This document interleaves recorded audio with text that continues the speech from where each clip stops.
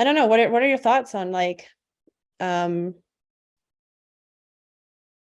there's so much like recreational use of like ayahuasca and mushrooms and all of that right now. And the way I view it is like I would never want to do that unless there was somebody who's like well versed in like spiritual warfare and can like kind of like be with me like in astral to like make sure that everything is like very, very safe and there's like a high level of like intentionality around the experience. So like I wouldn't touch it. I probably just won't ever in this lifetime because I don't see the need right now. I could always change, but yeah, it's just people are using it. It's very, very popular. People are just like traveling, going for like, oh, hey, dude, I've done like this is my 5th ayahuasca ceremony. Yeah, exactly. It's nothing new. It's like LSD. I mean, what people want is they want to escape their own consciousness, you know? Like, let's be honest. That's why people drink. That's why people take all these other things, you know?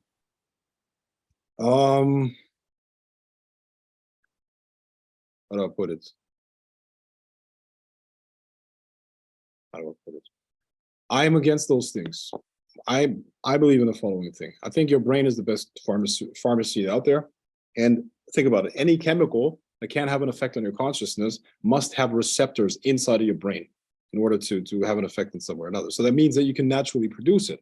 But if you're not producing it right now, it means that you haven't done what's necessary in order to generate that chemical.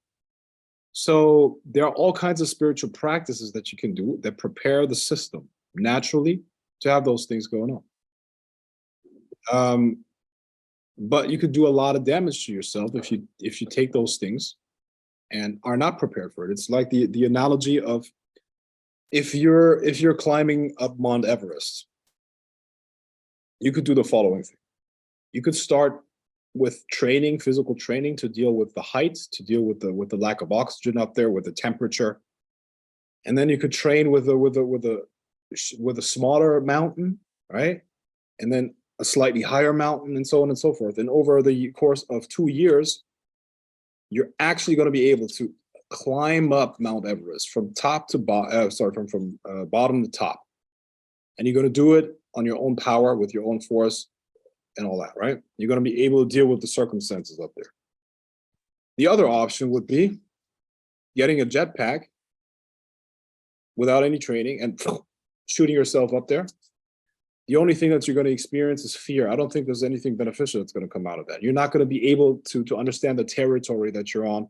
Whereas when you go there step by step by step, you have time to check out everything that's going on there. You understand the entire context because you're going up the journey. If you just take a drug or a jetpack, you're just going to be up there in no time. You're not going to know how you got there. You've just been taken there.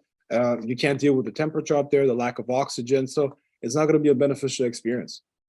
It's literally, I believe, more destructive than positive. Plus, you're opening up something that you probably can't close anymore. You know, a lot of those people get spiritual influences that they're not aware of, and they're not in touch with reality anymore. They're not benefiting from the experience. So I always, like, if you want to change your consciousness and if you want to gain control over it, become a yogi.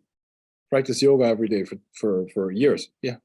And that's gonna give you all kinds of spiritual experiences, and the bliss that you seek the only bliss that we can experience comes from within. There is no bliss from the outside world. There is no happiness in the outside world. Never, ever. Yeah, we can be happy about things happening, but who's generating the experience? Obviously you know. And if you can listen, if I want to be happy, you know what I do? I meditate. And I bliss out like crazy. Like sometimes I cry because the energy is so intense and I love it. I don't need anything else. Nobody needs happiness, and happiness can't be found in the outside world. Happiness is your own internal chemistry working in the right way. We're naturally blissful, but we have to take charge and control over the mind, you know? And the outside world is never going to give you that.